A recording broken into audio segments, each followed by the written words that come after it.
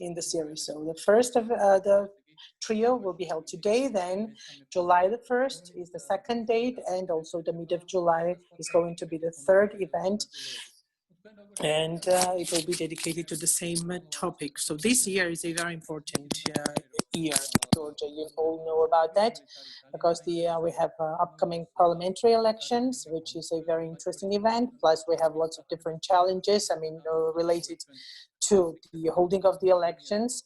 And that is why we asked one of the speakers, Ms. Tamar Zhvania, to talk about it, because everybody wants to know, the voters, the political parties, the citizens, everyone is really interested in how the elections will be held. And are there any different contingency plans, different scenarios to play out in case of something does not go the way it was initially planned? It will be interesting to hear. I would like to thank all of the speakers who are representatives of the key political parties. It will be really interesting to listen to them and to hear about the issues related to elections. And I would like to also thank our sponsor, which is the NED, National Endowment for Democracy, has been continuously supporting the event for many years. I think that the discussion is going to be an interesting one. And now I'm going to give the floor to the moderator of our panel, John DiPirro, who will be holding the panel for you. Thank you. Thank you, Corneli. Very much appreciate the invitation to be here with you all, and good afternoon to each and every one of you who've tuned in to join us today.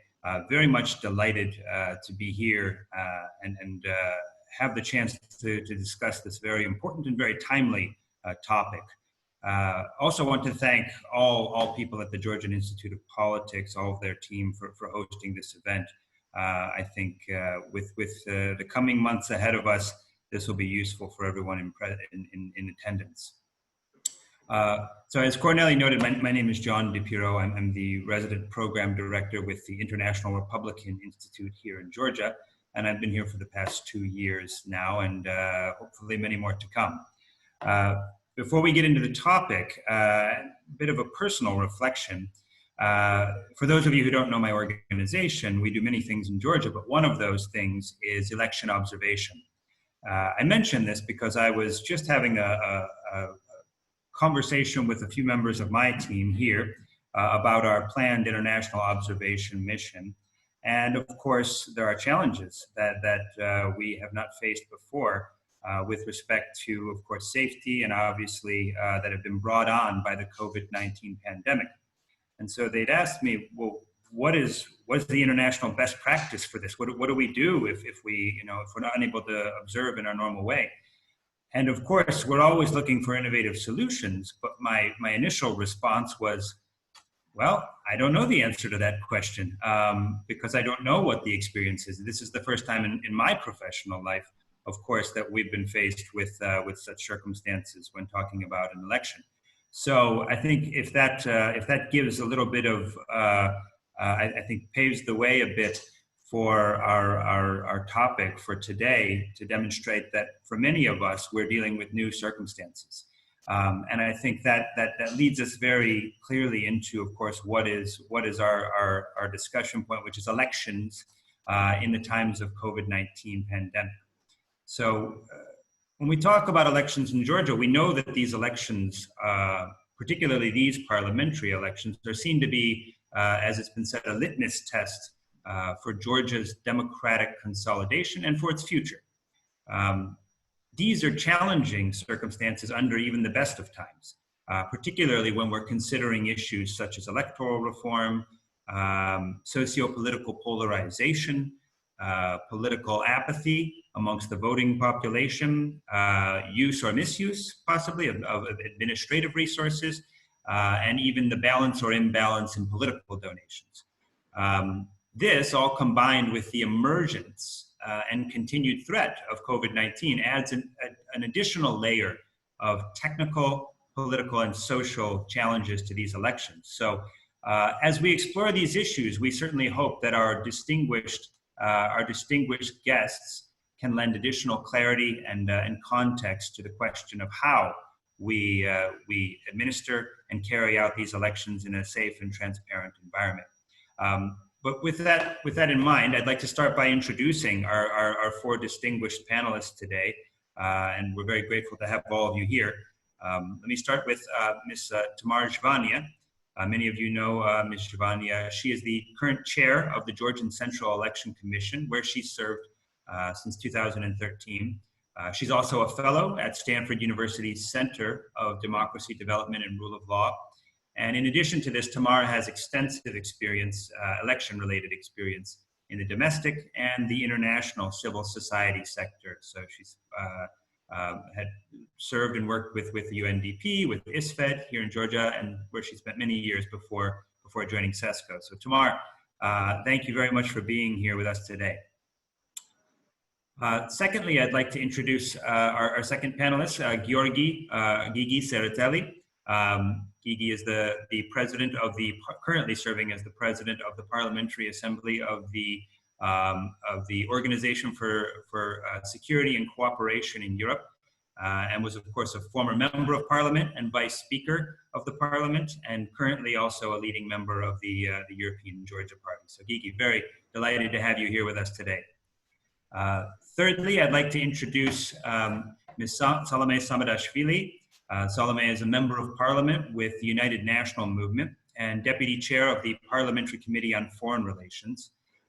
In her past, she's also served as the ambassador, the Georgian ambassador to both Belgium and the Netherlands. And in addition to this, has worked in various capacities with the international civil society community. So Salome, very delighted to have you here with us today, and thank you for joining. And lastly, I'd like to introduce Mr. Mamuka Khazaradze. Many of you know him now as the leader and founder of the Lelo for Georgia Party, but he also comes to us with extensive experience and success in the business community, having been co-founder of the TBC Bank, of IDS Borjomi, Chateau Mukhrani, and recently having worked and led the Anaklia Development Consortium. So Mamuka, very delighted to have you here as well. Before we get into our topics of discussion this afternoon, I'd like to just go over a few ground rules to make this kind of the most impactful and user-friendly for each of you, the participants who've joined us today. First, and I think this might have been noted already, this is being recorded, so it will be posted on the Georgian Institute of Politics' Facebook page. So if you're not able to see here today, of course, you'll be able to tune in at a later time. Secondly, in the interests of saving time, we want to make sure that each of our panelists have the opportunity to speak, as well as that each of you have the chance to pose or ask questions. So we hope that everyone will try their best to keep all questions within a sort of reasonable time frame and keep them focused on actual questions, not just statements. I'm going to do my best as the moderator, not to cut anyone off, but we will try our best to keep within the time constraints. Keeping time constraints taking those into account, a little bit of background on exactly what our format will be today. First, I'll open up the floor to each of our four speakers. Each of them will have around 10 minutes to speak and present some positions on how, of course, we're approaching elections during the pandemic, as well as some positive alternatives or other information they'd like to share with you. We'll follow that with a brief question and answer session. We'll do 2 full rounds of that. And of course, I believe it's already been indicated that you will have the chance to ask questions through the chat box or the Q&A function on Zoom. And then lastly, we'll try to close that up with some final comments from each of our panelists. So as we get into now, I think our main topic, I'd like to open up the floor first to Ms. Zhvania, and I'd like to sort of pose this question to each of our panelists, but starting with you, of course, Tamar. First, what are the main challenges for democratically conducting these elections, the 2020 parliamentary elections? And moreover, how will the COVID-19 pandemic affect the pre-election environment in Georgia?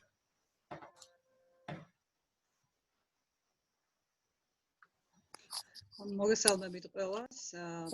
good afternoon, everyone. I would like to thank John, our moderator, for allowing us to participate, for posing the question. I would like to mention that this panel is a very important one, and the discussions of the kind are very important, especially when we see the participation of political parties, the significant subjects of the election. We are talking about elections in terms of COVID-19 and how to hold the elections in the first place. So globally, all of the organizations, all of the states, all of the institutions are facing a lot of challenges because of COVID-19, and Central Election Commission of Georgia also had to significantly amend the plans and adjust to this new environment. It's not only about how to prepare about the elections, right? It also is about the training and preparatory programs and processes that you have to carry out in order to make sure that you're involved with voters and you're prepared the background. This event of the GIP is very much appreciated. I would like to thank the organizers for this event. And it's also important that the key actors, the key political party representatives are also participating in this event, because we need to cooperate very close and walk through this very difficult path and reach the date when the elections will be held. So some of the challenges were mentioned already. They were listed in the agenda, and also John DiPirro, our moderator, mentioned some of the challenges, and they still remain valid and quite strong. And this is a big challenge that Georgia has to respond to. It's also our job, the job of the Central Election Commission, and we have different recommendations, we have different ideas, but some of the things are still not finalized and answered yet, because it needs some more time. In addition to the all the existing challenges, we have this new and totally unknown type of challenge, which is this pandemic, and it's quite possible that we have no clear idea about what the situation is in the first place, and that is why it puts the whole election situation in a very unclear environment. We postponed many different activities, so from July the 15th, when it becomes possible to hold live trainings, we plan to launch a lot of educational and training events and processes, so that to make sure that in a very short period of time we are able to hold all of those events and have as many voters and participating subjects participate as possible. And in addition, and in parallel to all that was mentioned, the Central Election Commission is not changing any other plans. We know that the elections will be held on October the 31st, and we're getting ready for that date. And what we did to address the pandemic.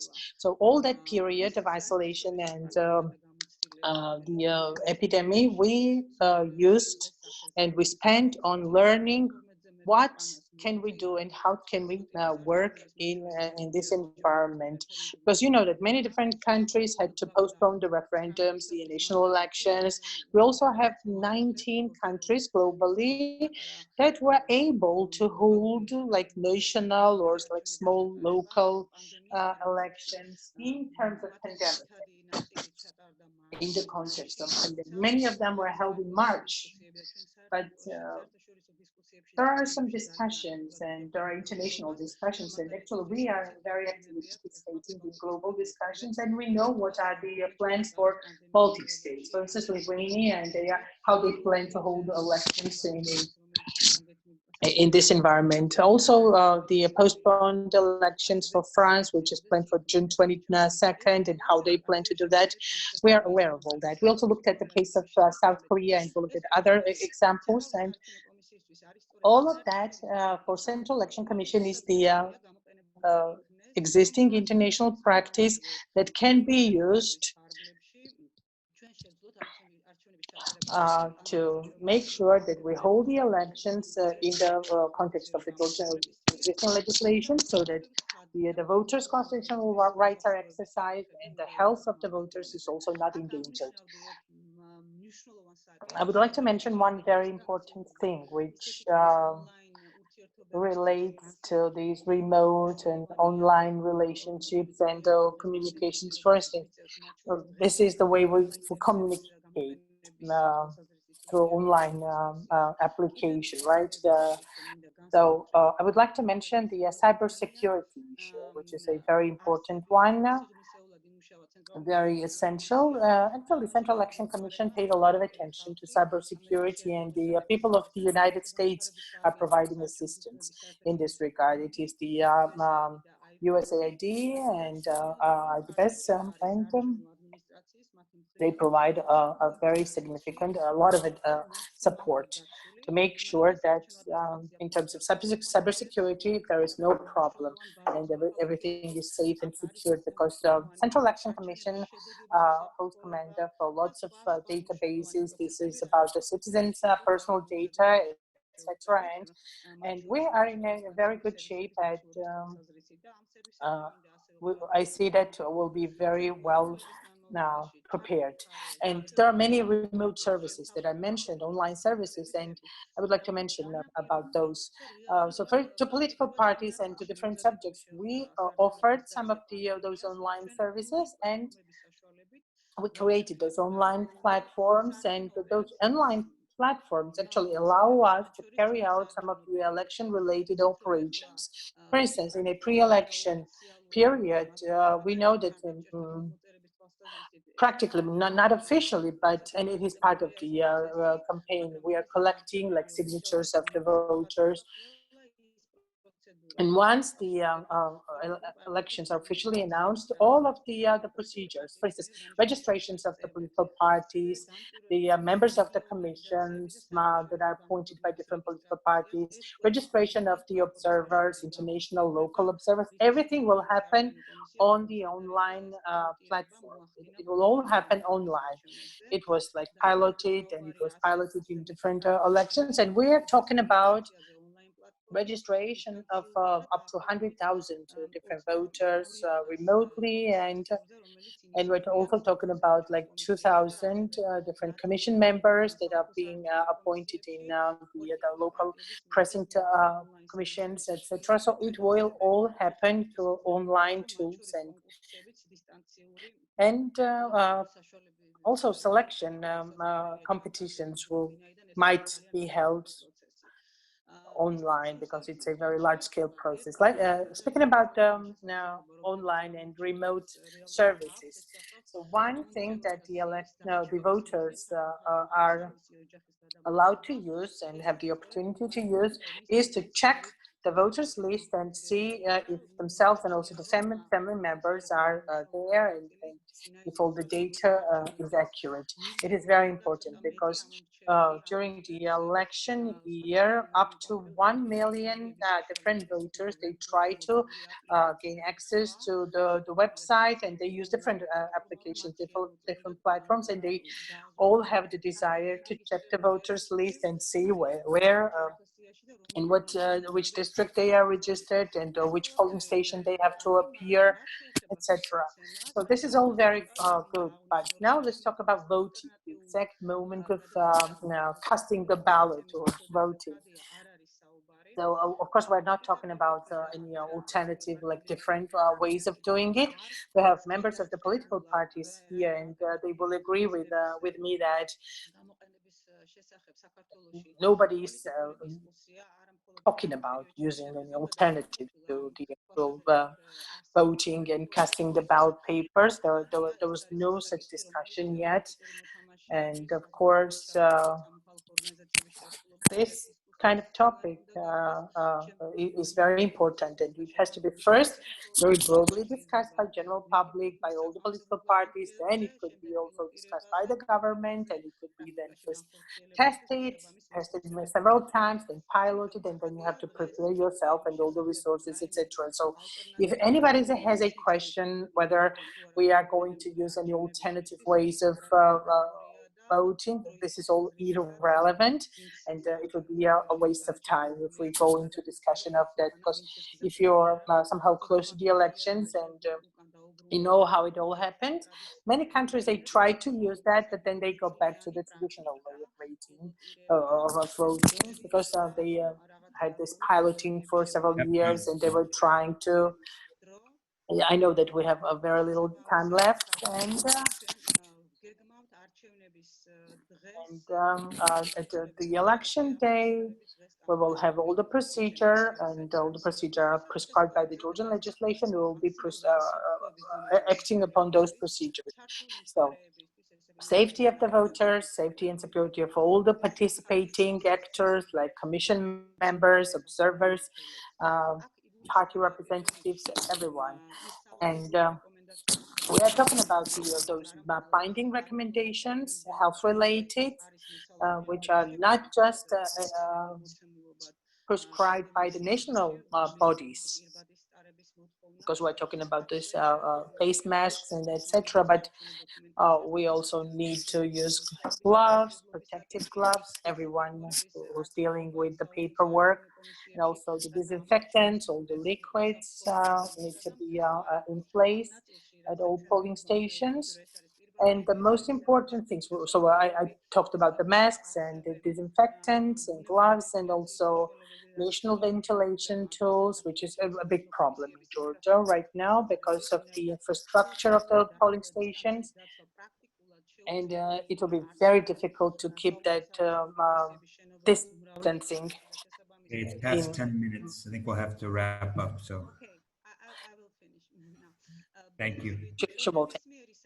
And so anything that we have in our plans, we plan to discuss it with political parties, and in a few days' time, we have the plan to meet with different parties, with representatives, and give them the overview of our ideas of the setup, etc.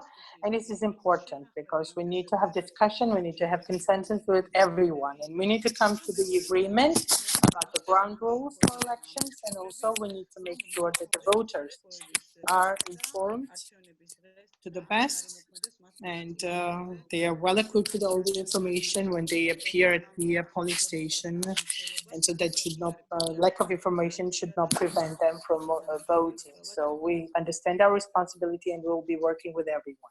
Thank you.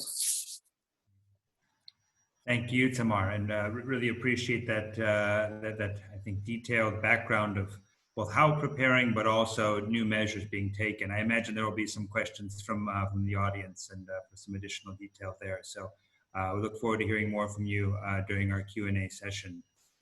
Next, I want to open up the floor to Giorgi Tsereteli and start with, again, similar questions. One, the main challenges to democratically conducting these elections, and two, how do you see COVID-19 affecting the pre-election environment? Please. Thank you very much, John.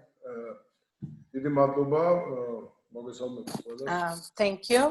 I would like to greet and welcome everyone. I would like to greet the hosts, the Connelly, and also members of the GIP.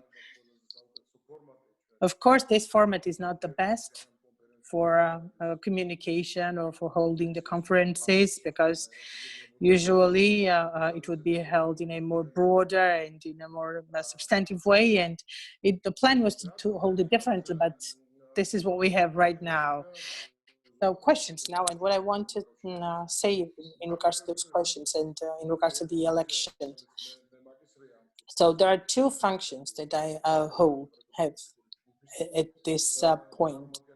So I'm the representative of a political party, European Georgia. So this is one part, one of the two hats that I have. And I will not be talking much as the OSCE representative, but OSCE is one of the key institutes when we talk about the evaluation of the elections, when we talk about preparation of recommendations or observation.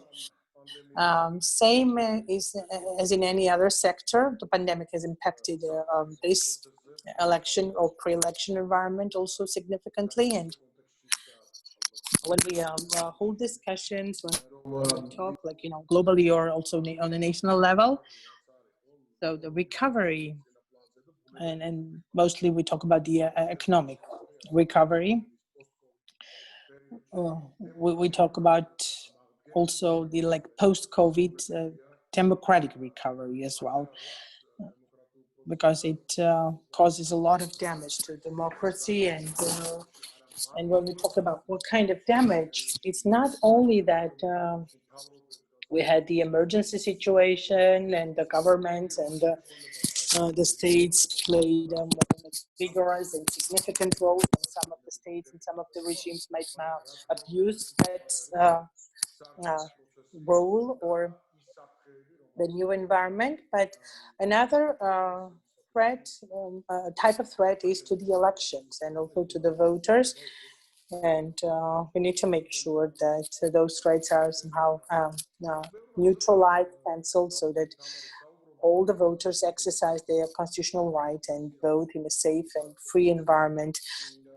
Ms. Tamar mentioned that there were many countries that had their upcoming elections, and there are different types of elections that we're talking about, right? Local, like small scale, national, etc. And many of them postponed because of the challenges. Many have not even announced the date when it will be held. For instance, in Serbia or North Macedonia, they announced the date and they know the dates they will hold the elections. Many political parties made changes into the elections, to legislation, in order to cope with this challenge. So let's get back to the Georgian environment, which is important for us at the moment. Our political discourse is very difficult, and it makes the whole process even more strict and difficult. So when we talk about the importance of this parliamentary election, I participated in so many elections, and every election is important and decisive. But this one is, it could turn out to be quite innovative because it's a totally new concept of, for instance, many different opposition parties getting together, and they were in avant-garde of those changes. We're talking about the proportionate system, and so maybe it is the case that we're looking at a totally different future. So this is, on the one hand, about how Georgia will continue to exist and live in future. But meantime, it is a huge interest for the partners, how Georgia copes with all the challenges and is in response to the challenges. We have lots of demands in front of us. We need to live up to those demands and requirements in order to become the member of a big family. I'm talking about the Euro integration, and I'm talking about Georgia's new place and new role, which is different from whatever we have now, because we need different guarantees and safeguards. We're talking about security, etc. And I'm not going into all the details. So briefly, it is very important, and it will have an impact on the future attitude of our partners towards Georgia. And here where we see all these question marks, because if we fail it, the partnership will be weakened and it will be very difficult to move forward. So political context is very serious, it's very bold, and the members of the other political parties will also speak about that. And actually, we're not even able to talk about the final decisions yet, because first we are facing the changes into the constitution, which is still under question mark, but we still have some open issues. It is the March 8 agreement, which needs to be first fulfilled and met.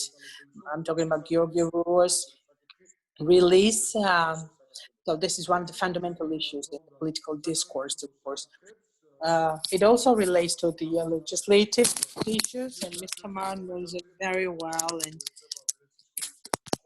and there are many different recommendations from the international organizations, including OSCE, that everything should be prepared prior to and much earlier than the election day arrives. So you have a huge file, a huge binder of recommendations that you have to implement, and the failure to implement those will cast a big shadow on the country, Georgia, and on the fairness and transparency of elections. And we have a few months left until the election. Some of the issues require legislative resolutions, because if we fail to meet those, there'll be lots of question marks about democracy, etc. Well, I'm talking about the administrative resource, and I'm talking about the leverages the government has, the hate speech, xenophobic statements, etc. So you know about those. And second challenge that I want to talk about, it is the election administrations, how they are trained and how they are prepared. So you are talking about some online platforms, right? But neither the Georgian legislation nor the resources that we have are able to substitute the direct voting and the traditional way of voting. And I do not really see how it is going to happen online. And also, are we ready? Do we have all the infrastructure to meet the COVID challenges? I have no questions about the date of the election, because it's going to be a huge blow if the date becomes one of the ways to manipulate with the elections. But so while we are sitting and talking here, we need to still keep in mind that a huge effort needs to be taken in order to first protect the voters, their health, their well-being, and it's not only about the voters. Thousands and 10,000 of commission members, observers, local observers, internationals. It's almost up to 40,000, like totally. And the conditions and the environment that they have to work in is quite poor. We need to agree to that too. And it's difficult for me to imagine how it is all going to happen in the context of pandemics. It's quite possible that everything goes smooth and well, but there are big challenges that relate to pandemics. So the first of it is the government to respond to all these challenges. If the government is ready and willing to hold the elections in a democratic manner, I'm sure it is going to be far from perfect, but as a minimum, we need to meet the minimum standard so that nobody comes back to you and blames you for failing the democracy and sliding back on democracy, etc. The previous election observation findings were quite severe and grave, and we need to make sure that this one supports Georgia in your integration path, etc. I'm not going into all the details of the threats of intervention, cyber intervention, otherwise, or other types of intervention, because a couple of days ago we had the case of the attempted assassination of one of the reporters, and it strengthens the threats, right? So the task in front of us is to make sure that the political context is very clear. The role of the government is the most important, and this is one of the key challenges as well, and also the epidemic. And if it becomes more like acute, and if there are more breakouts, it will be up to the Central Election Commission to make better plans and respond to that.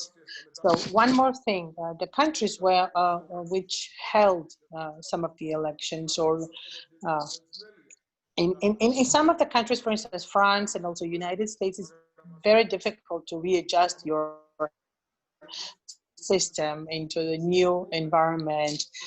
In some of the countries where the election was still held, there were problems of the voters' turnover.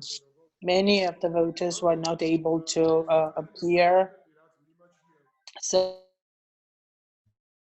on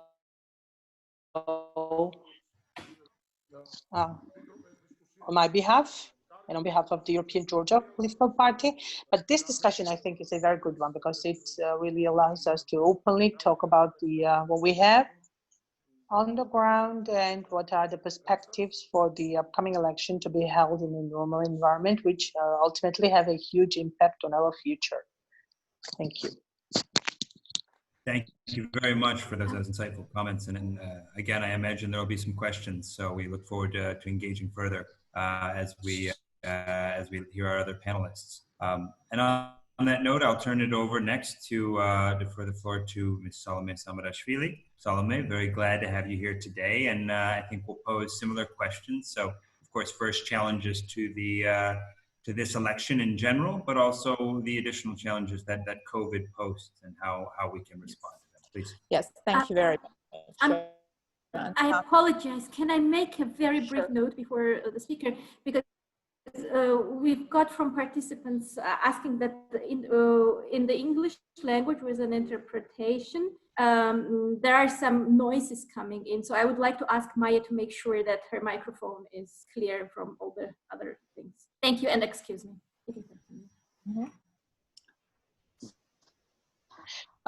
John, I guess your phone was ringing, or was it somebody else's? Maybe you can mute yourself. I suppose I can start. No, okay. All right. I was also hearing the phone ringing from somewhere. Yeah. So thank you very much for inviting me on this very important meeting. And I would like to talk about my party position and the give you some of the insight from our party perspective, because we see that the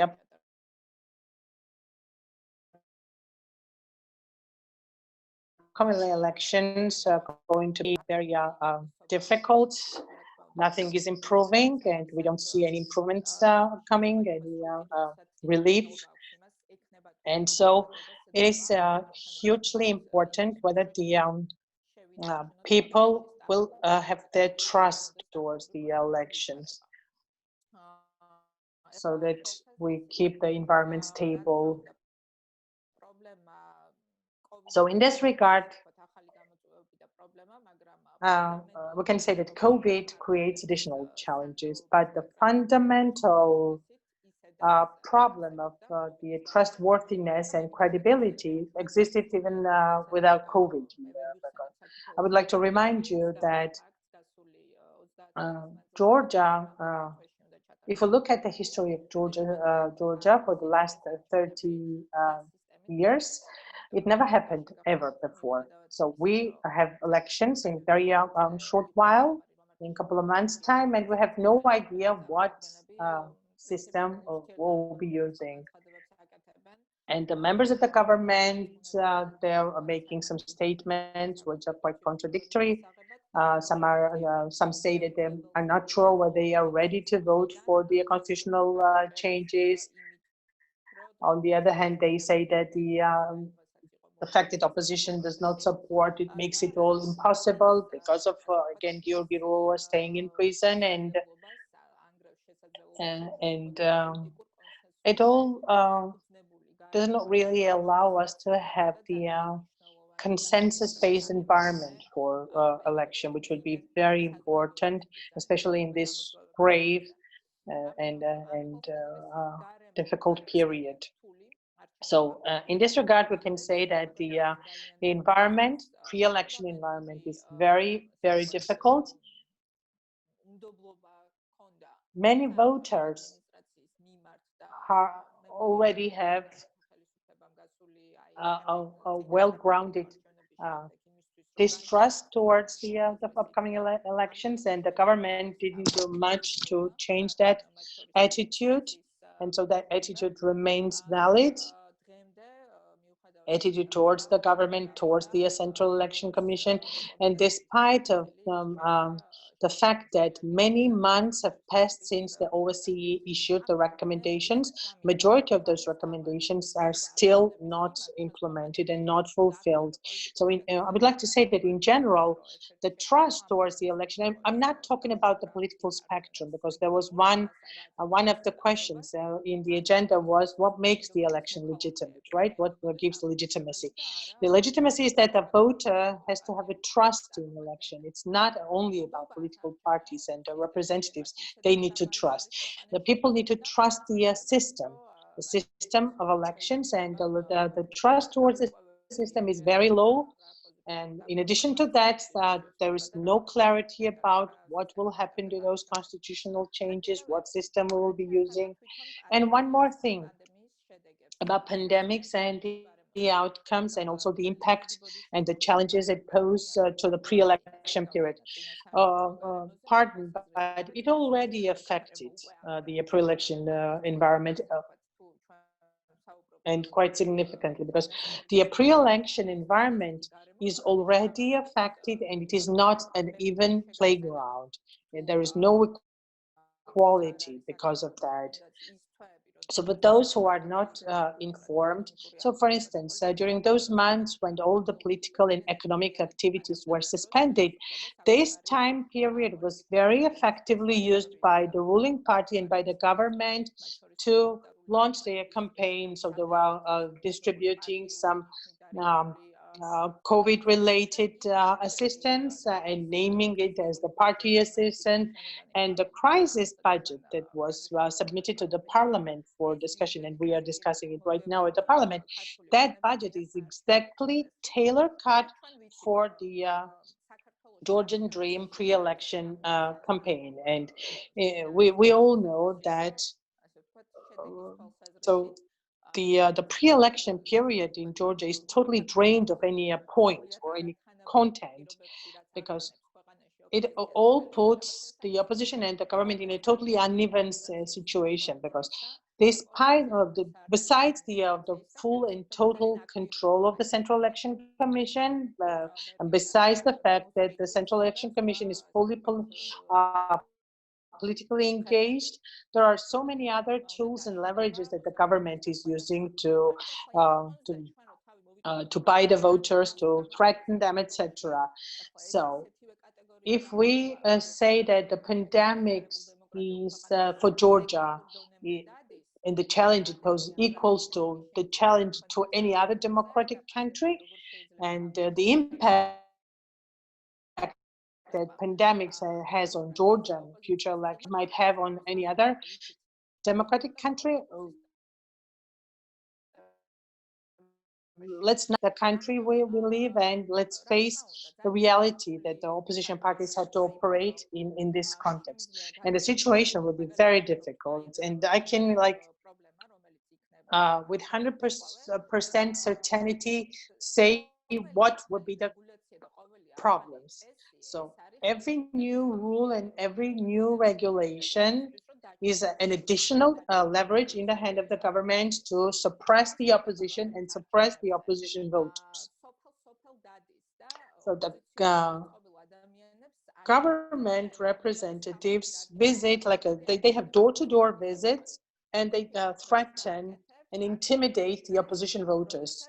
Stay at home and never attempt to vote. So just, imagine what the government will do when they have to observe all these new rules. So besides the fact that the government will mobilize all of the administrative resources, and in the regions and in the villages, you know that many of them they only get money because of the fact that they are part of the administrative resource, and they are bound to be led by the administrative resource. The buses will be sent, and all the people will be put into those buses and minivans, and it will be very easily organized. In addition to that, we see the grave economic and social environment, which makes the voters' ballots much cheaper to buy, because that's how the Georgian dream operates, right? They directly buy the votes, and it was never punished. And there was this total impunity. Nobody condemned or punished it properly, and they follow what Ivanishvili wants to do, and there is no one and nothing stopping him. And plus the pandemics, and one of the challenges that we face because of the pandemics is whether there'll be a high turnout, if the people appear at the polling stations, or how long will the queues be, how much time they have to wait until they are allowed to cast their ballot papers. So now we have those technical issues, the economic, political, and the third, mobilization of international observers, because there are like long-term observers groups and also the short-term observers, and they had to be mobilized in a very high numbers. And it also becomes very difficult because of the pandemics, and it means that the observation missions are not going to be significantly helpful. And I guess I talked a lot. I'm not sure how much time I have left, but just want to finish my presentation, my statement by saying the following. How many minutes? Sorry. You have some time. I do. You've done great. It's the parliamentary training, well, because we usually have 3 minutes to speak. So, Bagram Memi. I would like to say that just to stop talking about the technical problems, the political crisis, or the huge political crisis is what we are facing if people have no trust towards the elections, because we are talking about the government that can manipulate with the date, for instance, the election date. And here too, we face a lot of problems. And why is that? Here, what we were able to observe is that the pandemics, they try to politicize it. They try to politically load this topic. And in other countries, the people don't have like second thoughts when some ideas and some instructions are given about pandemics, etc. They don't have second thoughts, and they don't have like suspicions when the medical experts come out and give them some instructions and talk about postponement of different events. Here in Georgia, we have second thoughts, and we have suspicion to try his best to abuse the situation of emergency and pandemics in his favor. So I don't want to make some forecasts of what will be the state in October, etc., because it's like a dark wood for everyone globally, because we have no idea what's the beginning, what's the end of the pandemic. It's quite difficult to forecast it.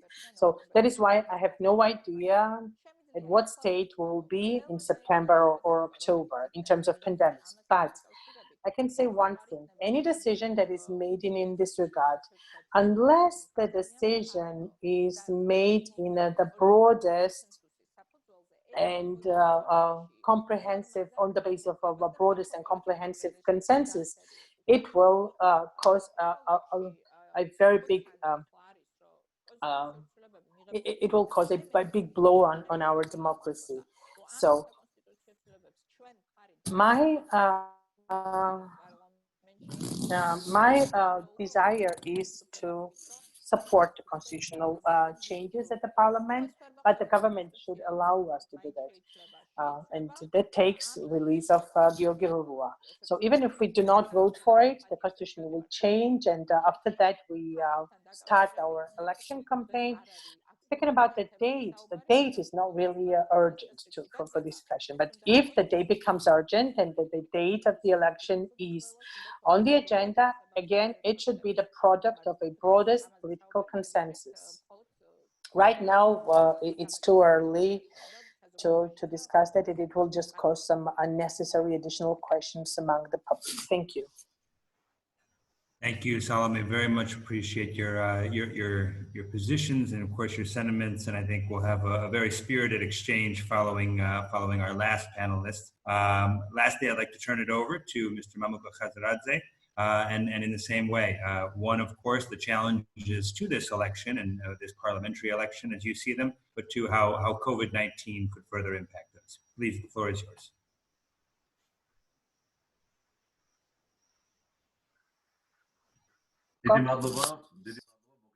So thank you.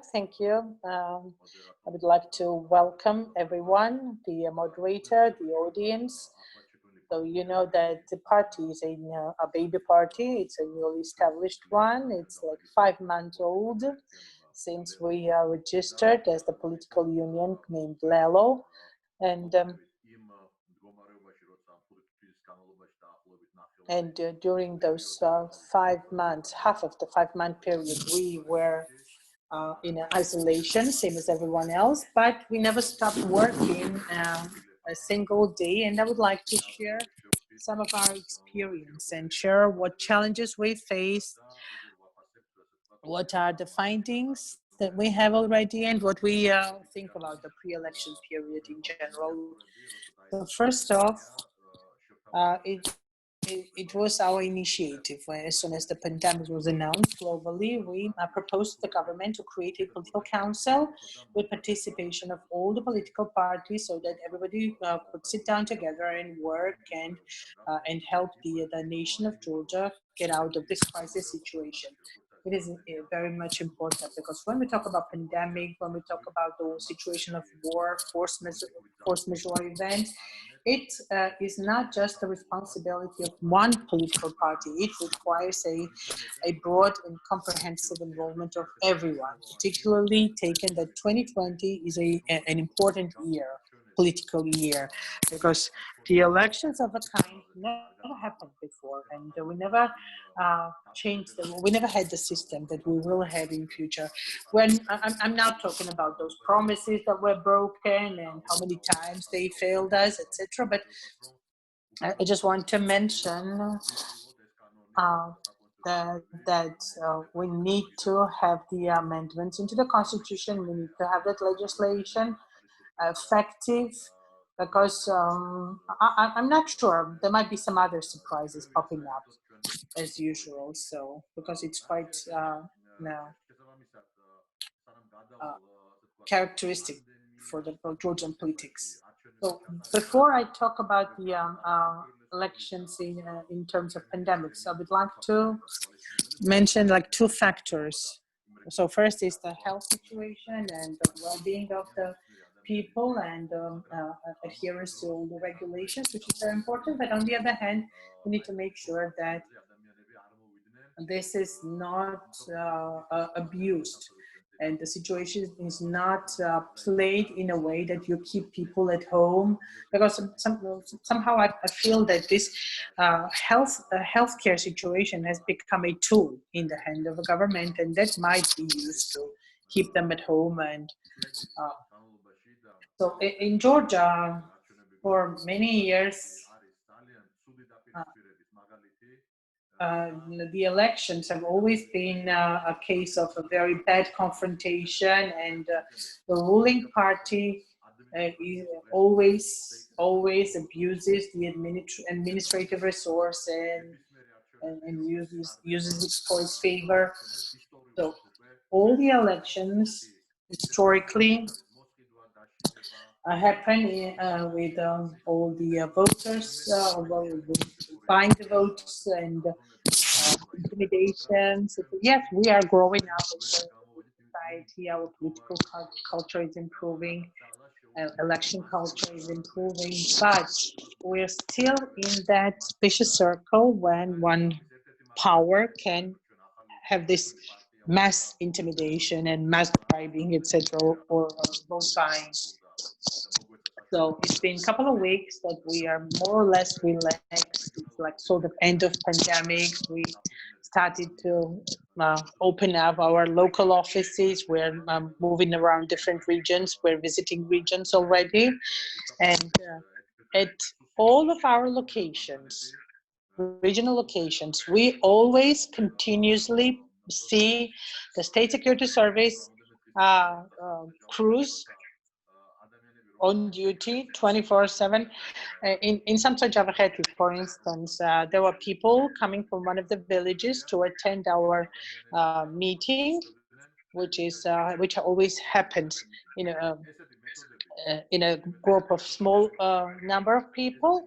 But they were able to observe the state security people taking pictures of everyone who was about to enter the Lelo meeting. So this is not going to be to facilitate our future movement and our future development. And that is why we call upon the state and ask the government to maybe develop a memorandum or some document,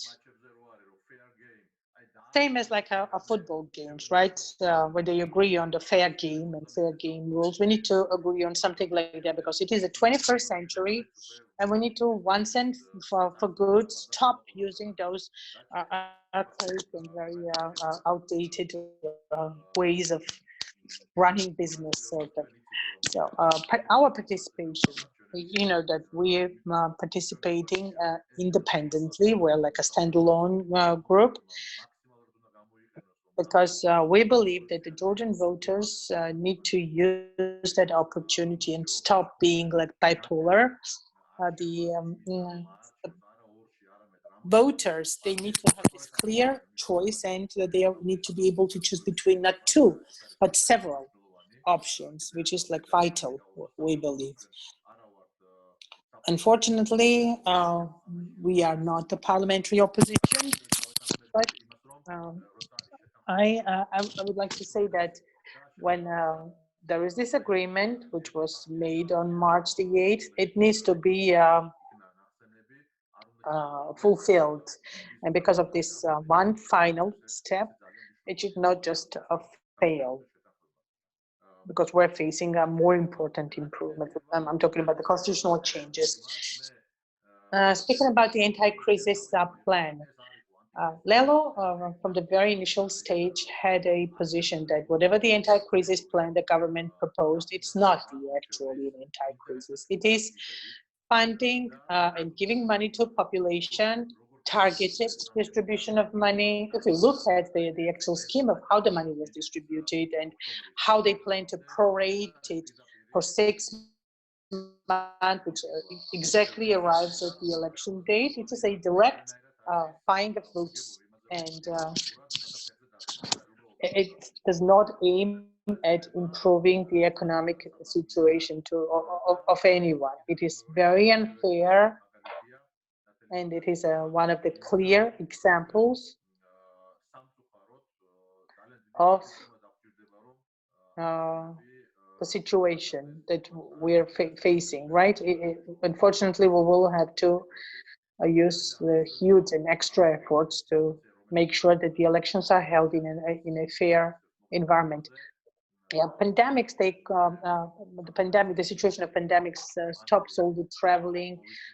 Before the panel began, I heard that up to 12 delegations will be arriving to Georgia to observe, and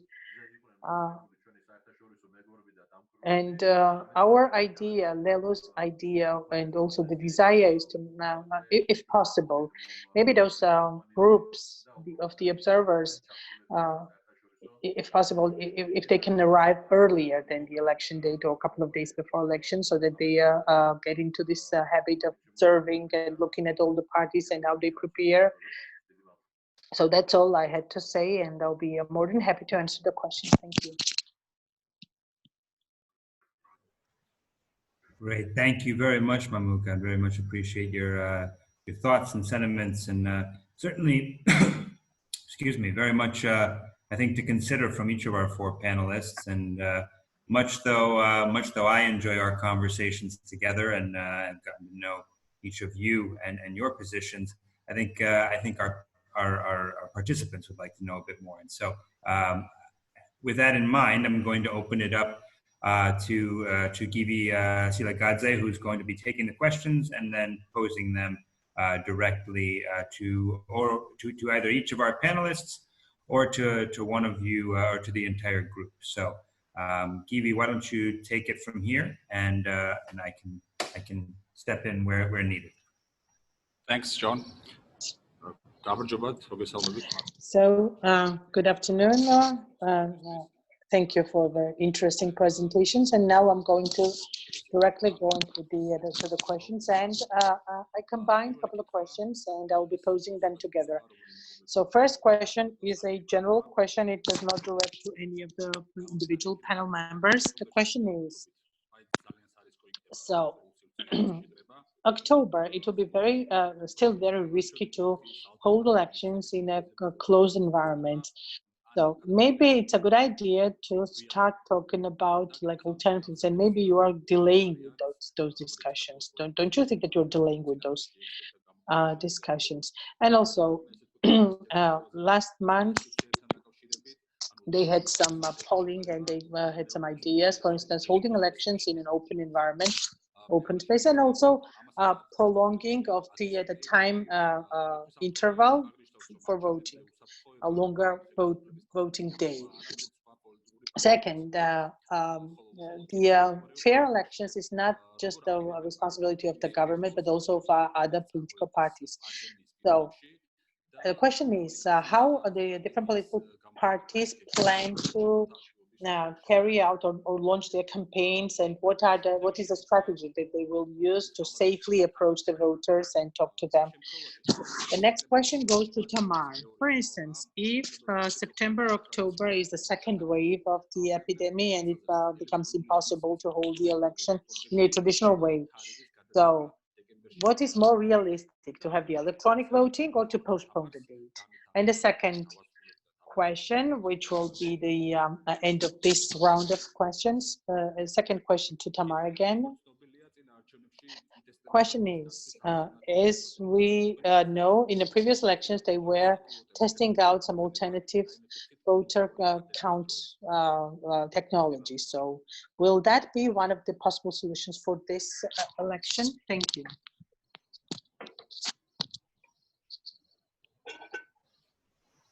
Thank you, Giorgi, for reading those out. I think why don't we open up the first two questions to the group themselves. So the first one was on timing, and the second on how parties intend to launch campaigns in a safe environment. And then we'll circle back, and Tamar, I can open up the two questions that were specifically directed to you. Please. Yes, ma'am.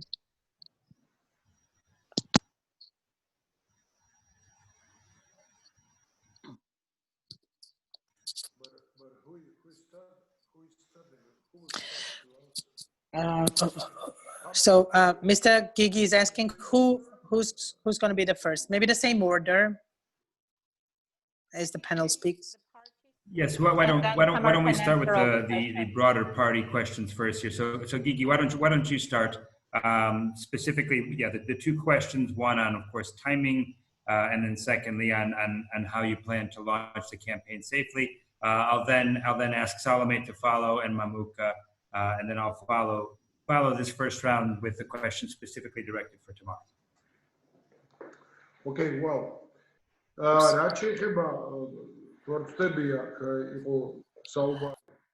so if I'm not mistaken, the one question was about the parties and how they plan to communicate with the voters,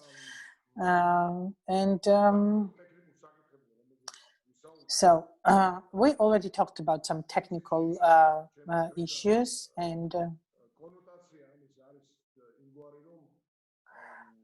the way I read it, so there are some threads that that there'll be tools and there'll be some there will be some abuse of the situation, and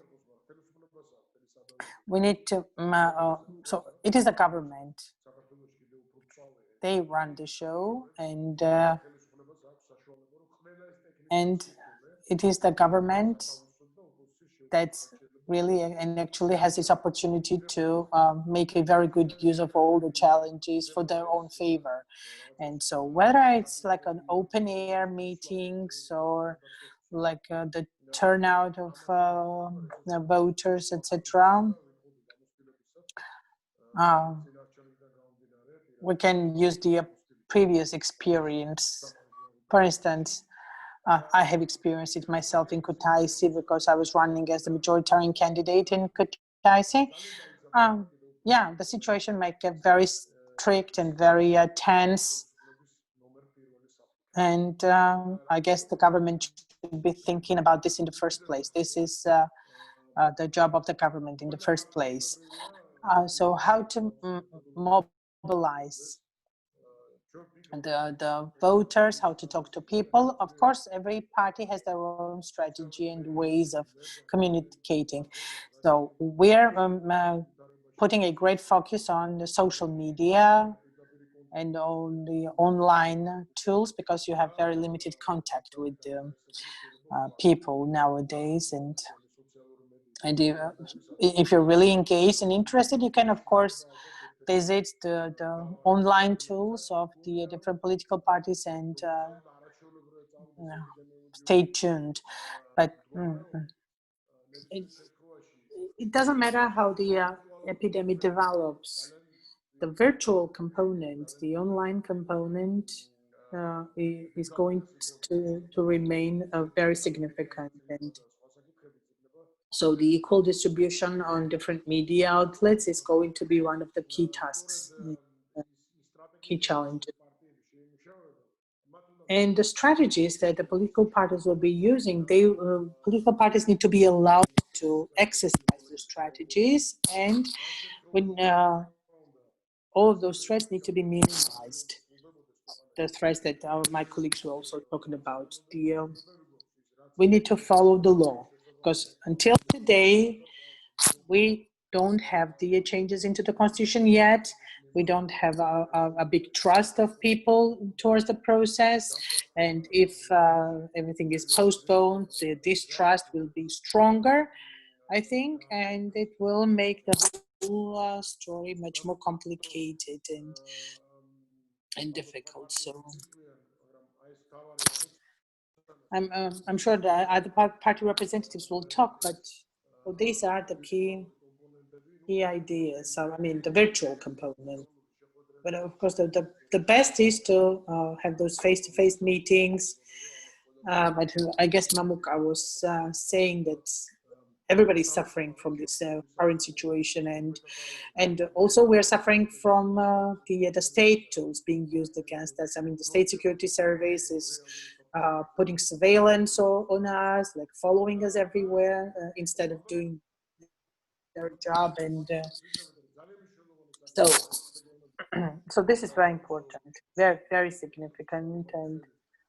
And I can speak on behalf of the international organization as well. So, and also the anti-crisis action plan, and also the authority that the parliament handed over to the government to make decisions about the emergency situation and all these budget support programs. This is a very big risk. This is a big threat, because and it's likely that they're going to be mobilized to bribe, to buy votes. And I'm telling you, this is not going to be the same as back in 2018 when we talk about this 600,000 of loans being written off. It is going to be a huge blow, illegitimate, unlawful. There are threats, the real threats that we're facing. And this is the threat, and not the party communications. Parties will manage to somehow communicate with people. one way or another. Thank you, Gigi. Salome, why don't you tackle this one next, please? Yes. Yeah. So the first, the administration of the elections. We need to keep in mind that we have those challenges, and we need to think of what could be done in technical terms to make sure that if people want to come and vote, at least they're allowed and able to do that. Because in many countries where the elections happened during this period, we could see that there were huge lines, people were queuing up outside of the environment of the polling stations and were not able to approach. So we need to arrange the spaces. The situation is really unprecedented. Let's see the state of affairs in October, but this is more like a spontaneous idea that I have.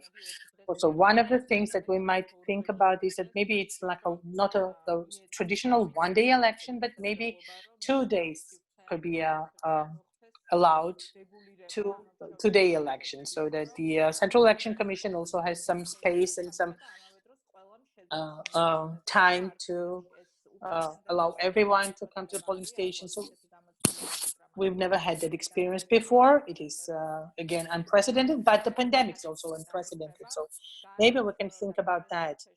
Open air environments, I don't really think it is realistic. But if the election lasts for 2 days, it's quite possible that everybody will be served and everybody will be able to do that. Now, speaking about the election campaigns, we already we are into the campaign. We started it already, and others also. They have launched their campaigns, and we do our best to make it safe. And everybody, the politicians, they know that the direct contact with the voter cannot be replaced by anything, because people want you to approach them, to have this direct meeting face to face, and despite of everything and in observation of all the safety measures, we need to still make sure we meet with our voters. At least our party is not planning to say no to those meetings. We are holding those meetings and we will continue to do that. And also the pre-election period and also the election campaign period is going to be unusually short. And that is why we will be very actively using TV channels and the TV debates. And that is also an important thing. And it also is important for the international partners. We all need to keep our eye on the media coverage and see if all the subjects of the elections are given the equal amount of time and equal capacity, because we know the reality, right? We know some of the channels, they are available nationwide, and we also know that those nationwide television, including the Georgian public broadcaster, which is funded by the budget and the voters and our citizens' tax and taxpayers' money, oftentimes they are not living up to the call, and we know other national TV channels that are the direct tool in the hand of the ruling party. So media monitoring will mean a lot in these elections. And of course, social media platforms are important, but we also need to keep in mind one thing. Use of internet in the regions of Georgia is very poor. It's very low, and many of the citizens have no access to the to internet. And if we say that let's move everything online and let's do it on social media, we don't have the luxury yet. So what we plan to do is we plan to continue with our election campaign, the same as we do in other times, but of course will be limited we will not be able to run like a big meeting so with attending many people. It's going to be a small scale meetings. Madbot.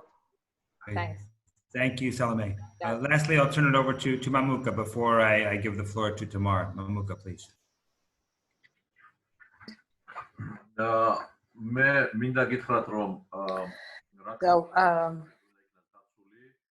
I would like to say that we need to stick to the regulations and observe the regulations, but I see a challenge there too. Because of the fact that our government is quite spontaneous, and you cannot really forecast what they will do tomorrow, and they try to adjust everything to their favor. That's why I'm expecting that lots of surprises are going to happen, and the situation is not going to be equal and even. So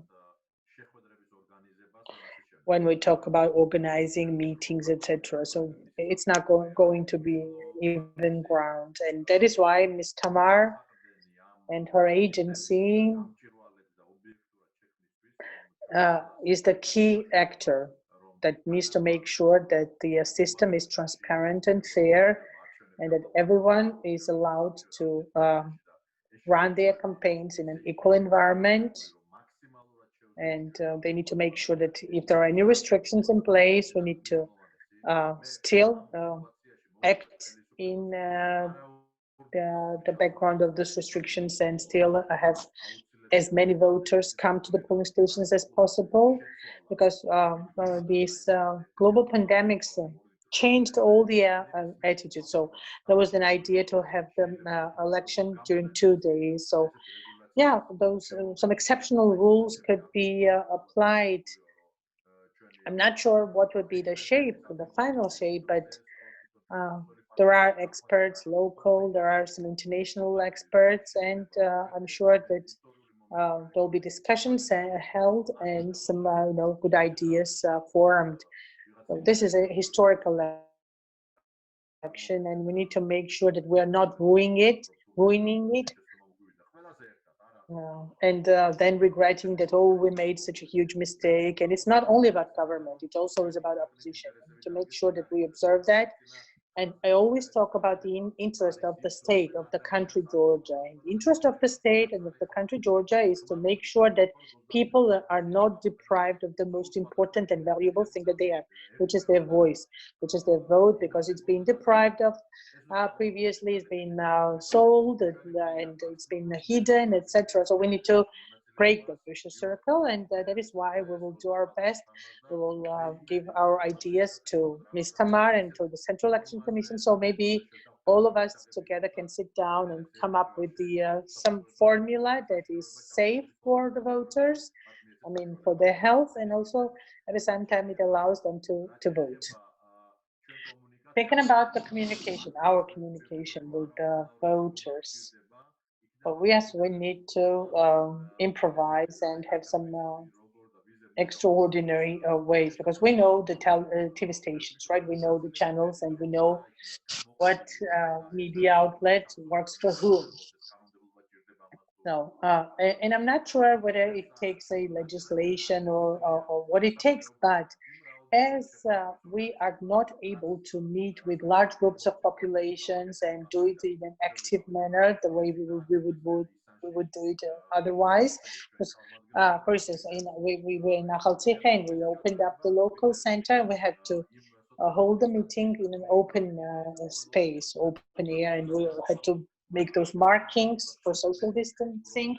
And unfortunately, you can do it with maximum 150 people. You cannot invite more because of those restrictions and limitations. So what is the solution?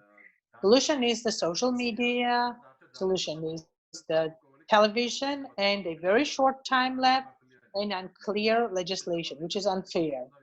And that is why I think that the changes into the constitution should be, the changes into the law should be made immediately, so that the TV time made available to the political parties are bigger. The TV time, the air time that is given to the different political parties is bigger, because we know that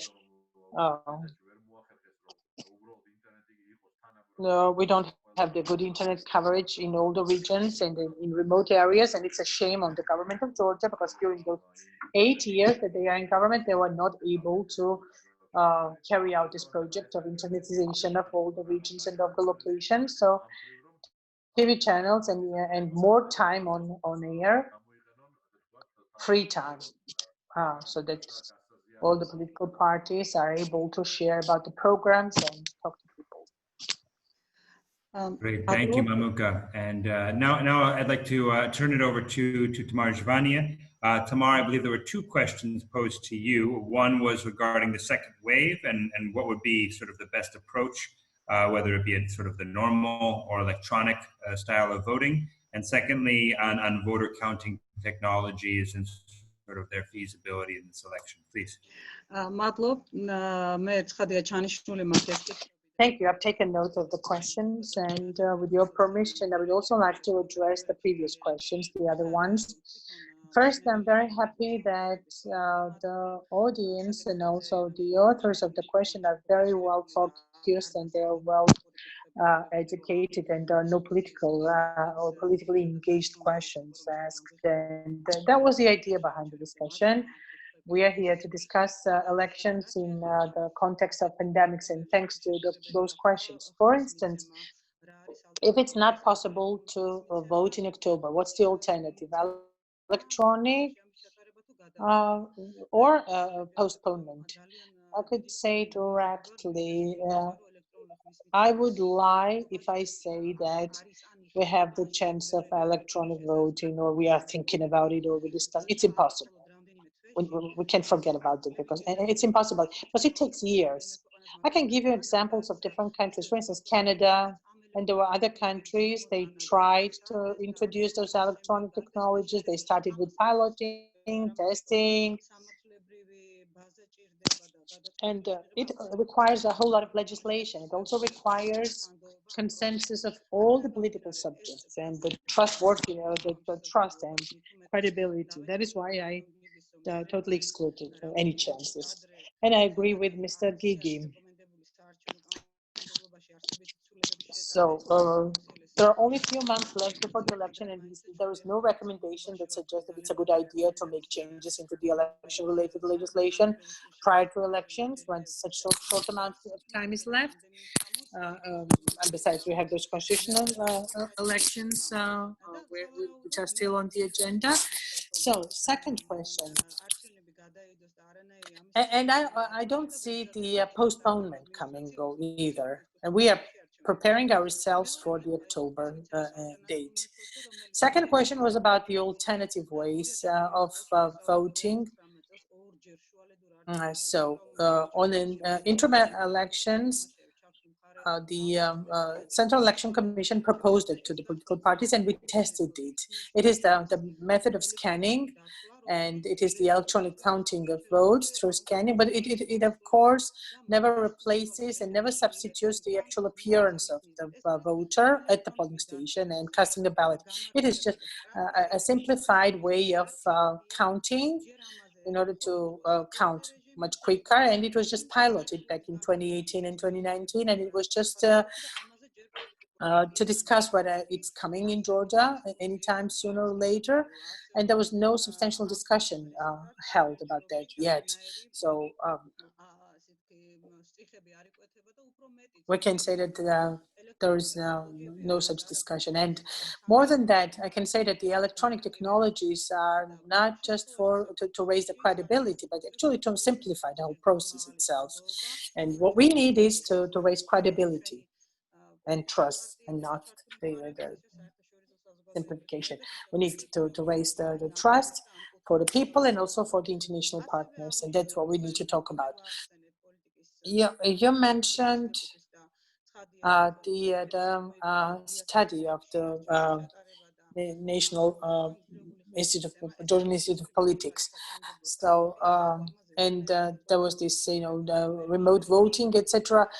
It all takes a political consensus, and you need to also have all the legislative safeguards in order to be able to use that.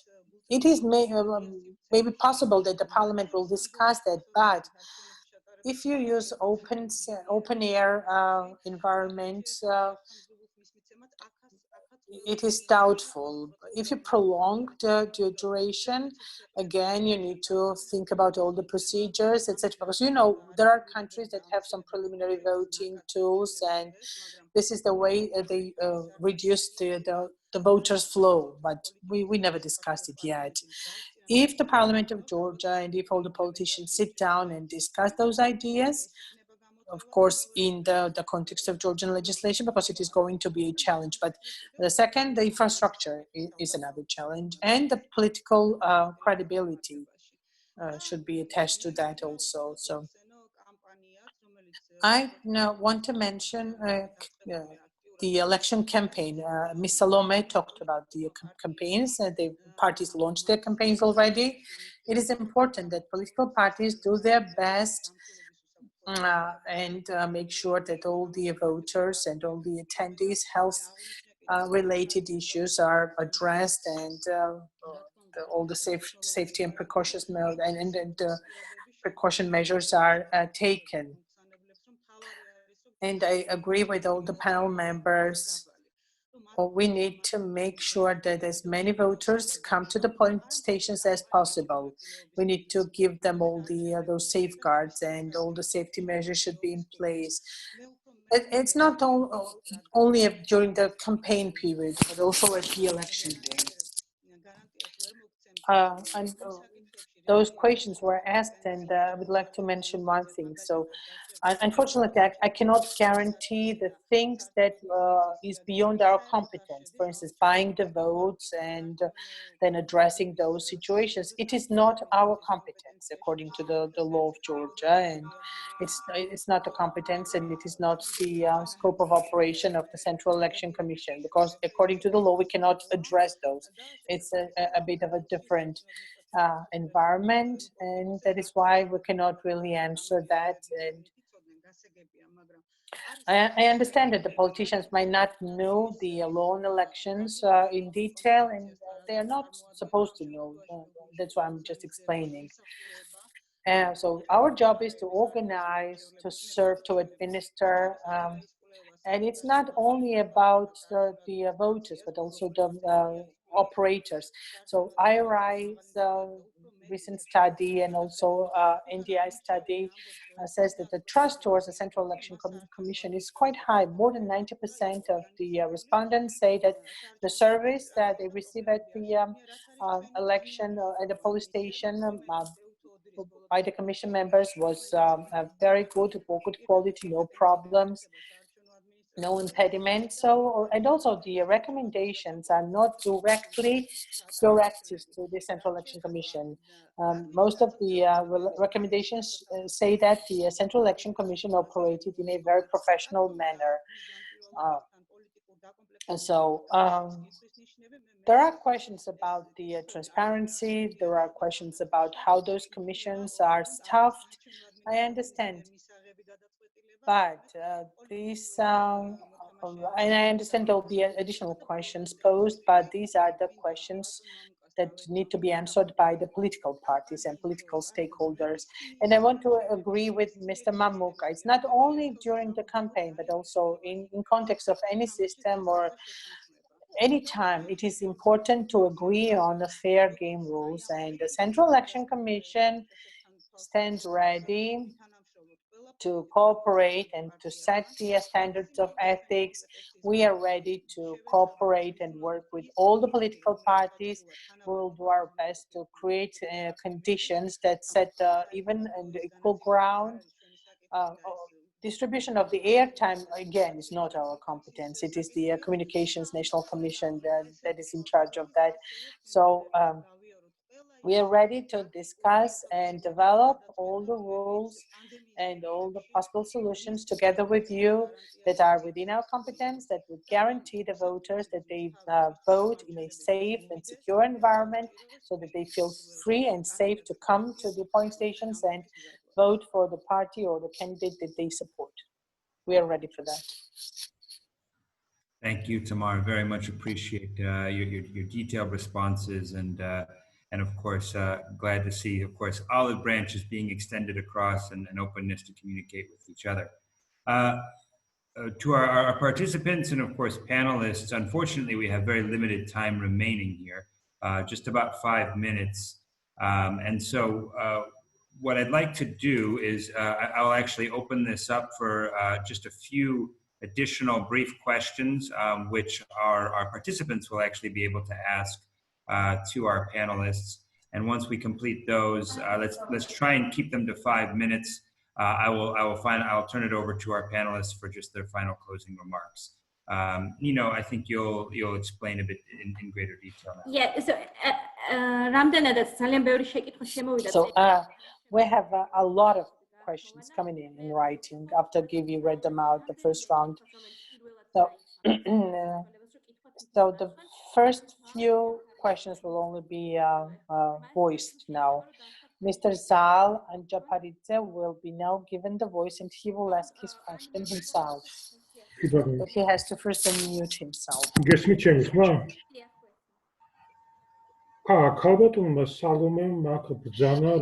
So Ms. Salome mentioned that it needs a very broad consensus of political actors who agree on the postponement of the election date. What indicators should the consensus based on so that the political parties agree on postponement of the event?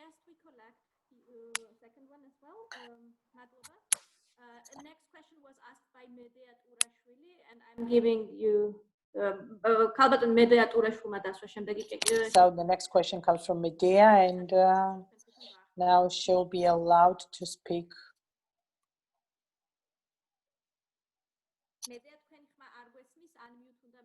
Medea, she's muted and she has to unmute herself.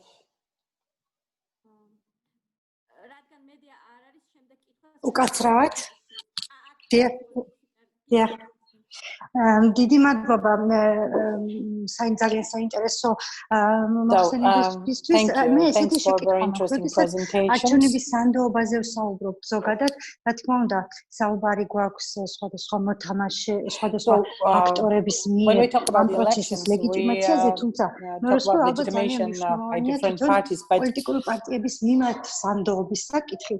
სხვადასხვა კვლევებით ხშირად ჩანსხოლმეა პოლიტიკურ პარტიებს so different studies and surveys suggest that some of the parties are not really trusted by people. გავიგებთ რომ მოვისმენთ მოსახლეობისგან რომ რატომ უნდა მივიდე არჩევნებზე, რა მნიშვნელობა აქვს. And then say like, why would I go? Every party is the same, everybody's the same. So maybe it's not exactly related to COVID, but are the parties supposed to revise their strategies, and how are they supposed to work on improving their trustworthiness? So the idea is, can we continue collecting some other questions, or is it just these two we need to first answer? Your microphone is muted. As we're running out of time, I suggest we'll only have time for maybe maximum one more. One more, okay. Lelo Abdushelishvili.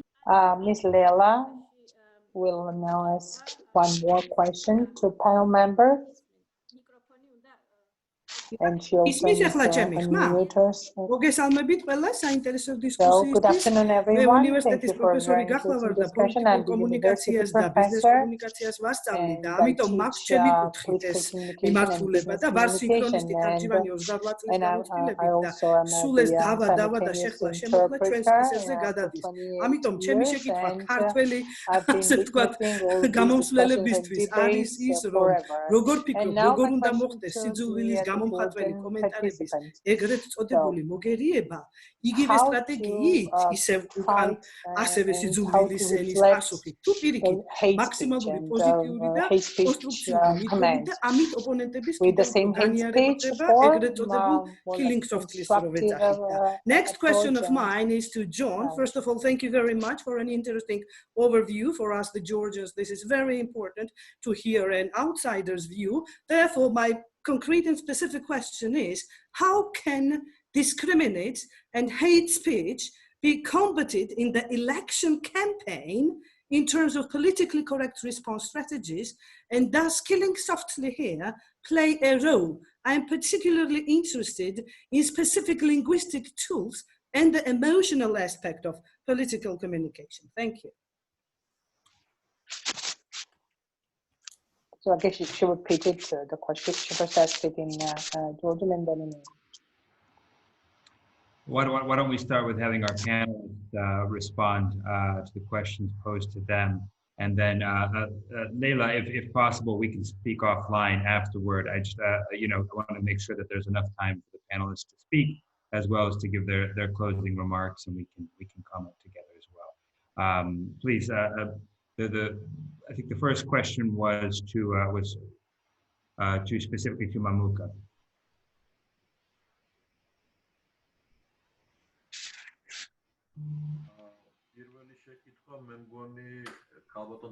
Like, I guess it was to Tamar.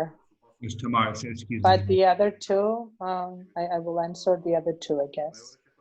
Maybe I missed something because Medea asked a question about the credibility, trustworthiness, and also the hate speech was Leila's question. And thinking about the credibility, each party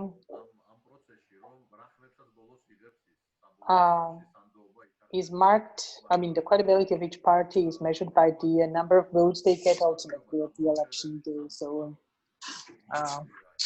the people, the voters, they are unfortunately adjusted to this stereotype. The winning party never fulfills the promises they make during the election. So this is, I call it a systemic deceit. So this is where our community lives in, and unfortunately the whole country of Georgia, the voters population, the whole army fails to fight that, because we need to get out of that lie. And yes, you can forever come out and say that 5 million goes to each village, like 100 new factories will open, and everybody will become a millionaire, and then in a couple of years' time, oh, it's not happening yet, let's see what future brings. This is not, it should not continue like that. We need to make sure. So selling those lies to the voters, I guess it's not going to be that easy. And during the last 30 days, unfortunately, all of the elections were everyone versus like one person. So we need to get rid of that one, and then we are ready to believe all the lies, etc. We also need to stop that.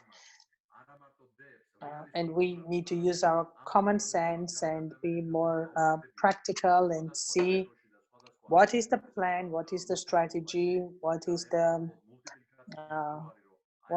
what is the system they're bringing in. We also need to make sure that it is not clinging onto one individual, and it is just a group of professionals that have made their achievements in their own respective fields. And this is what Lelo is doing, and that's what we are offering our voters. We need to give everything its name.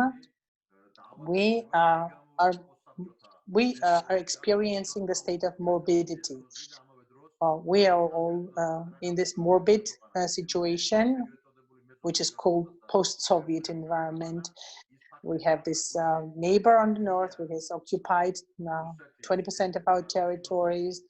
And yesterday, one of the high officials of Russia is openly insulting the whole country and the nation of Georgia, and is threatening us. It doesn't matter whether you like the journalist or not. He's the citizen of Georgia, and the government is not reacting to that. It means that the state and the government that we have is capitulating. So it's a different story, and we can discuss it some other time, but this is the election. The upcoming election is the one that people will stop to believe in fairy tales. And speaking about the hate speech, I have one initiative. I was talking about the fair game. We need to make sure that what we say, it has its weight and value, because unfortunately, during the recent years, the words has lost its value, and it became like a usual thing that you would make a promise one day and the next day as if it's nothing, and you've never said that before. Breaking your word is okay. We need to improve that. We need to make sure it's not happening anymore, because otherwise we're not progressing. You would shake a hand, that it would mean that the word is held and the promise will be met. So the word meant a lot, always, historically, in our community. We need to restitute that situation,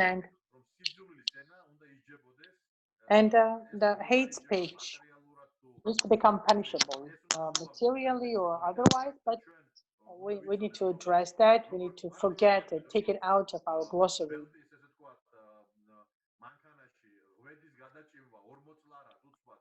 So, for instance, we remember when we introduced the rule of wearing safety belts in the vehicle, nobody was agreeing to that, but as soon as it became punishable, 40 jail, a fine, immediately everybody put on the belts.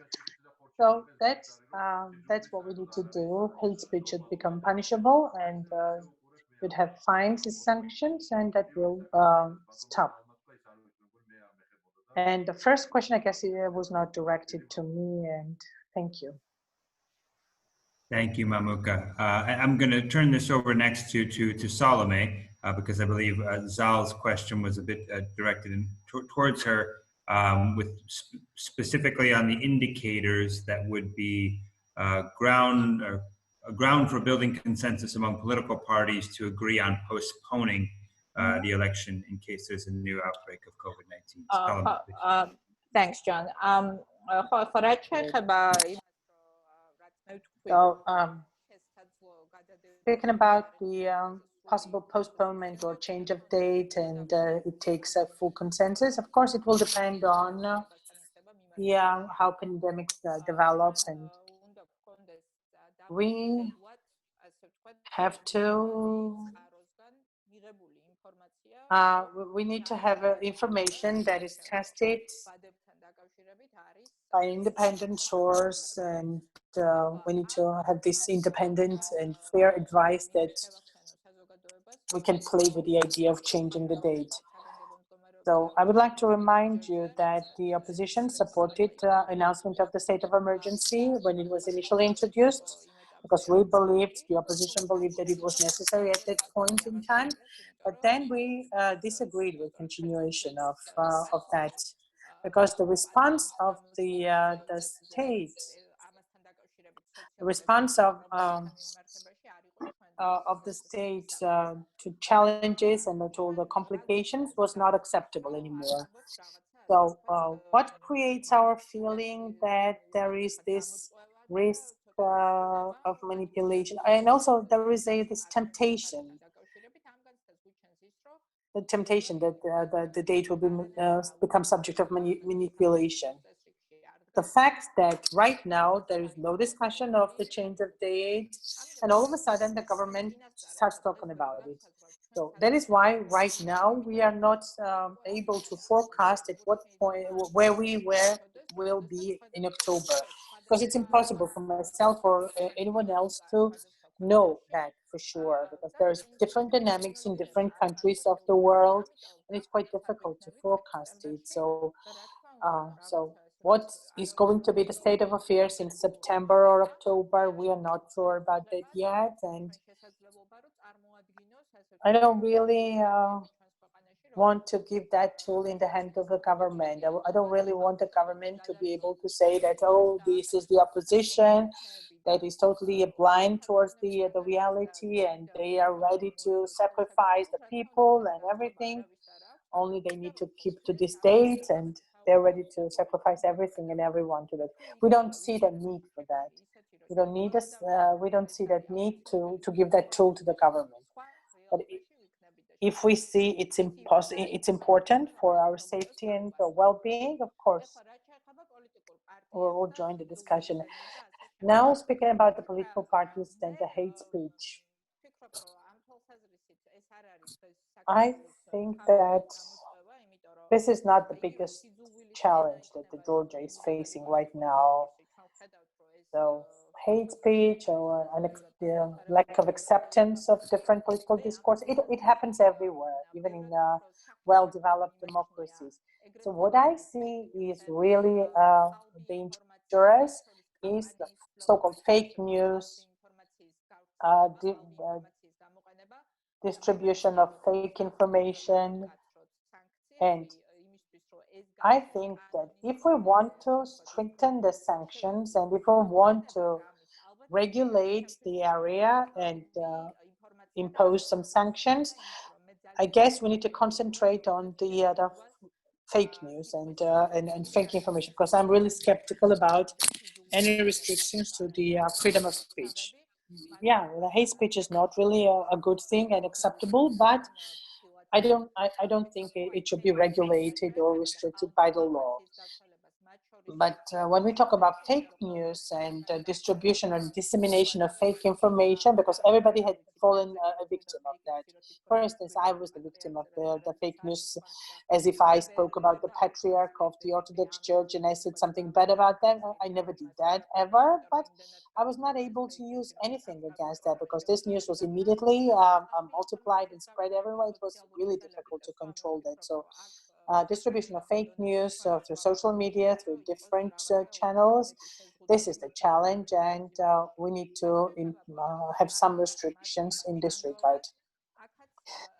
Credibility of political parties. Again, Georgia is not an exception to the rule in this area as well.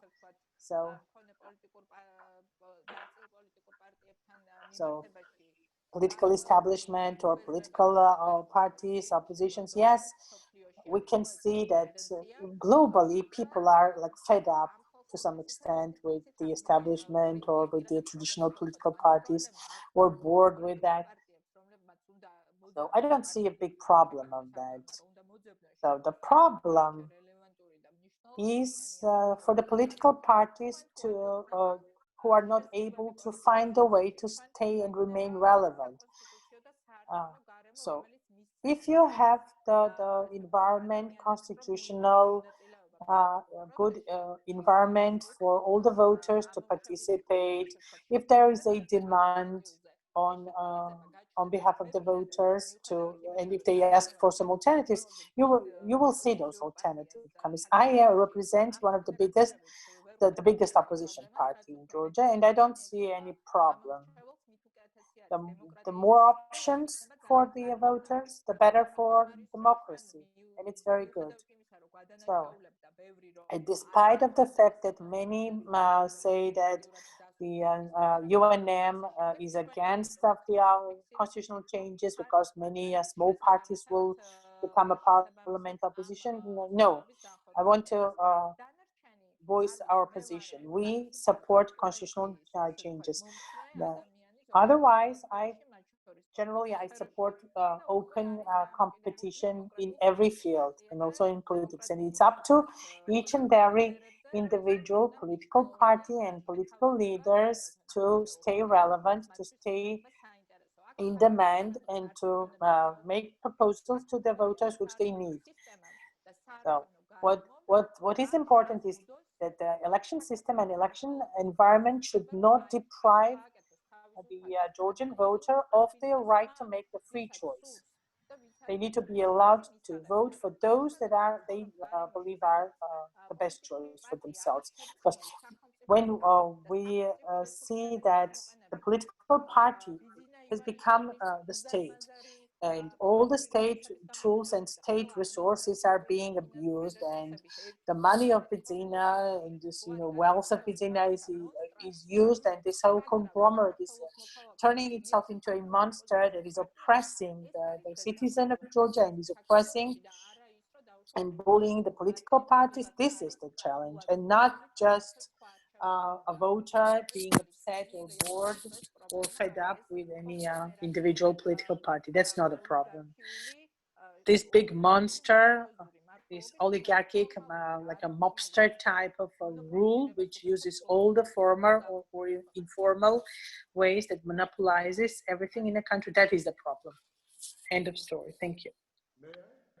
So Salome, thank you very much, and Gigi, I'm very sorry. I know I can see you want to say something. I believe we've unfortunately run out of time. We're about 25 minutes over. It's a good sign, I think, so to work a little bit more because the topic is very important. So.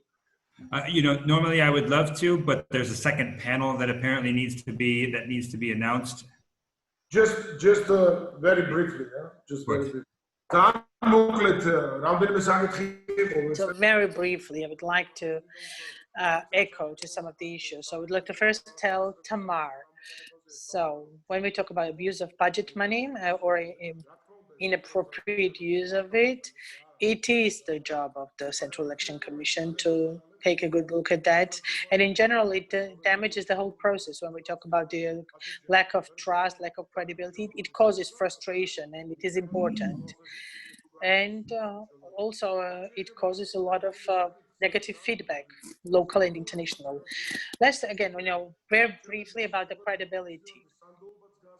The credibility of the election process also sets the mood for the future credibility of the political parties. So every party needs to think about that. And the best ground for the credibility is to act in a right way, act fair, and stick to the principles and the ground rules and stick to the values for which they were created. I totally agree that the hate speech is absolutely unacceptable, and it is mentioned in so many recommendations nationwide and in Georgia and also internationally. But where is this thin line between the expression of your mind, of your opinion, and the hate speech? It should be the subject of discussion of politicians, and Georgian politicians are doing that. And speaking about myself, all my life I've been trying to stick to this politically correct type of speech.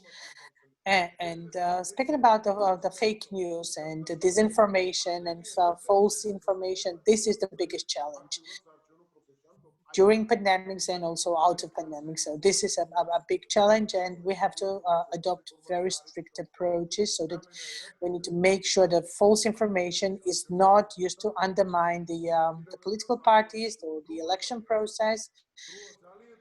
And but very little time is left for all of us to decide about something and make big dramatic changes. And it's also not really a good idea to think about scenario A or B. We need to be ready, and we need to hope that the government will act fair during the elections. Thank you, Gigi. Tamar, any final words before we wrap up? I know that we're totally out of time, but once again, I would like to thank everyone, and just want to say that discussions of the kind, direct discussions, dialogue will bring us all together to the common game rules and rules serve the voters, and it will help us to make sure that the elections are held in a fair and transparent manner. Thank you for the discussion. Thank you, Tamar. And I want to thank to each of our panelists today. I think a very vibrant and diverse discussion, diverse set of opinions, and of course, it was, as I think it was noted, a very unprecedented time If I may just add one final word from the perspective of the outsider listening in, I think one common theme I noted across each of the different responses and assessments offered was one of trust, and be it trust in the system, the electoral system, trust in political parties, or trust in those who are running for office. And that applies into a number of different areas, whether it be public equality, and that being offered and afforded to all voters. Of course, the framework of the broader Euro-Atlantic integration and Georgia's aspirations in that sense. And more specifically, with respect to health, being afforded to all citizens, safety of citizens, but also the safety to ensure that they have the right to vote, both the ability to and the healthy environment to do so. So just some, I think, key points there as we look towards elections. I think we're always looking to build and increase that trust in a democratic society. And though different opinions were offered here today, I do think that everyone has something to contribute in terms of how to achieve that. So I hope this was useful for everyone. And of course, I hope you'll continue to engage and participate as citizens and as voters in this process. So on that note, thank you again. Thank you to the Georgian Institute of Politics for hosting today. And I will turn it over to Nino now, who will, I believe, introduce the next panel. Thank you, everyone. Thank you, John. Thank you, John. Thank you, John. I would like to very briefly make an announcement for the second panel. Second panel will be held on July the 1st. The topic will be the role of the international community for the upcoming election, and the panel members will be the first diplomats of the different countries. You will receive the information on the email, and plus the information will be posted on our website. And one more request to the attendees: you will receive a small questionnaire together with the email, and maybe you can fill it in and give us feedback about how you like the discussion. Thanks to the participants, thanks to the panel members.